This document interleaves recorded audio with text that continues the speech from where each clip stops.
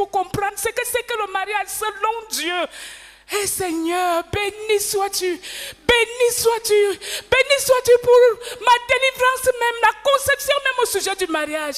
Elle a changé. Béni sois-tu au nom de Jésus. Amen. Amen. Alléluia. Mais aussi c'est un passage qui nous montre la grâce de Dieu qui donne des maris à des gens qui ont à des femmes avec une mauvaise passée. On est dans une église, les gens qui ont reçu le pardon de Dieu à travers le sang de Christ. Quand il faut se marier maintenant, tu vois un gros feignant qui demande à la femme, tu as couché avec combien de gens? Pour établir le CV.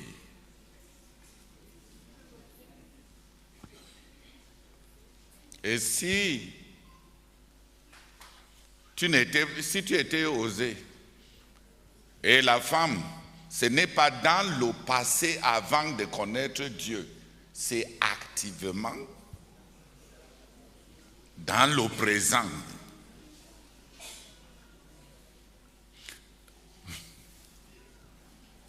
Amen. Parce qu'il y a des garçons qui ne croient pas que Dieu peut leur donner une femme qui a perdu sa virginité. Non, non, non, non, non.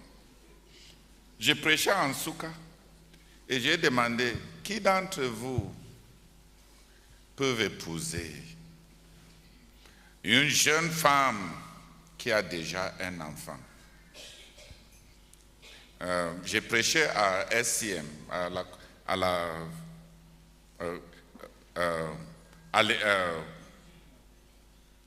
la fratrie des Student Christian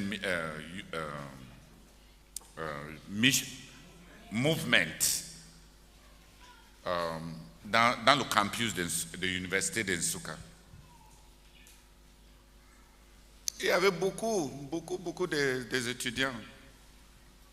Tu pouvais entendre comment une aiguille tombe. Un silence de mort, Puis subitement, un téméraire a mis la main. Il m'a dit que, pasteur, on ne répond même pas parce que la postulation même de ces questions semble non fondée. Comment se fait-il que ça peut même entrer dans la tête de Dieu?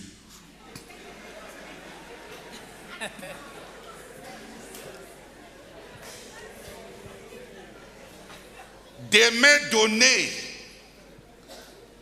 un malheur comme ça.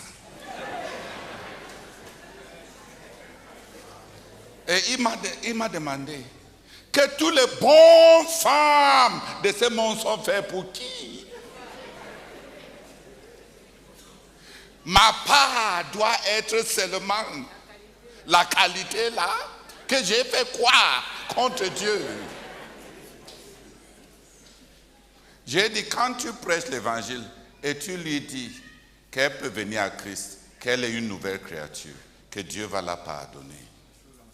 Les cieux anciens sont passés.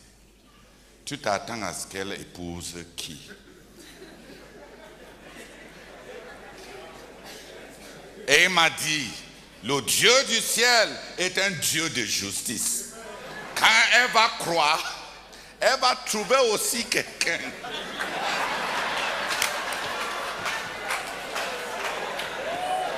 Ne t'en fais pas, c'est les étudiants. Ils ont la tête. Il m'a dit, oui, en public, on était en public. C'est une interlocution, c'était en réunion comme ça. Il m'a dit, il faut qu'elle trouve quelqu'un qui a un témoignage comme la sienne. Moi, vraiment, je me suis gardé jusqu'à ce jour. Et Dieu lui-même me dit,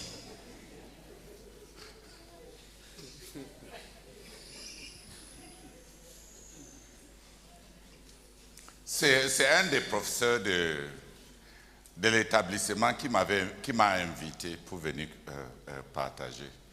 Leur prof a éclaté en larmes en public.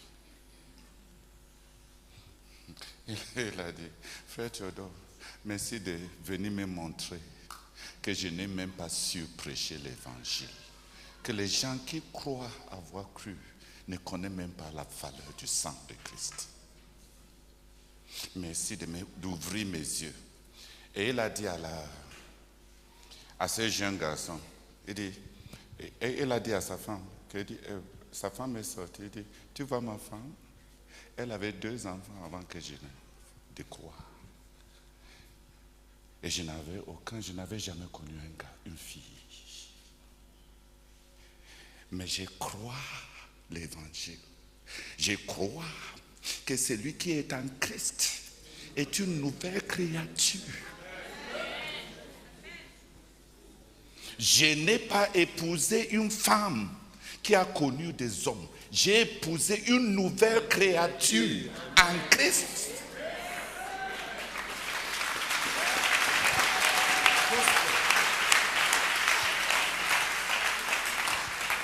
Et il a dit à ce garçon, j'ai doute de ton salut. Parce que tu as utilisé quelques phrases. Je me suis gardé.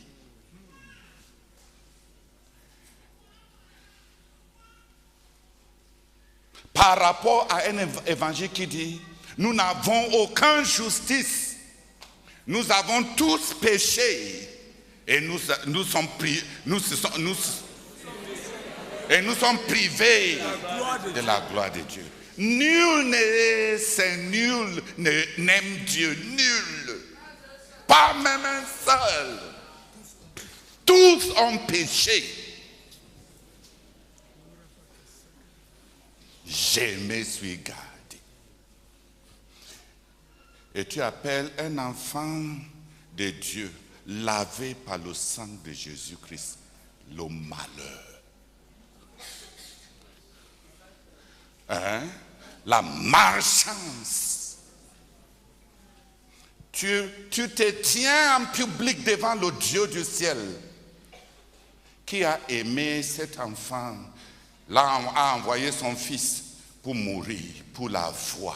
Ce qui a été cher pour Jésus et ce que toi tu te lèves aujourd'hui pour appeler malchance.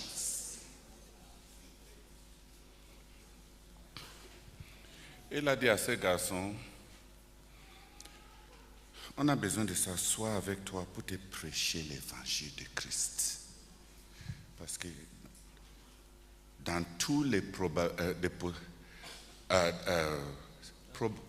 dans toute probabilité, tu n'as jamais cru. Tu ne connais pas Jésus.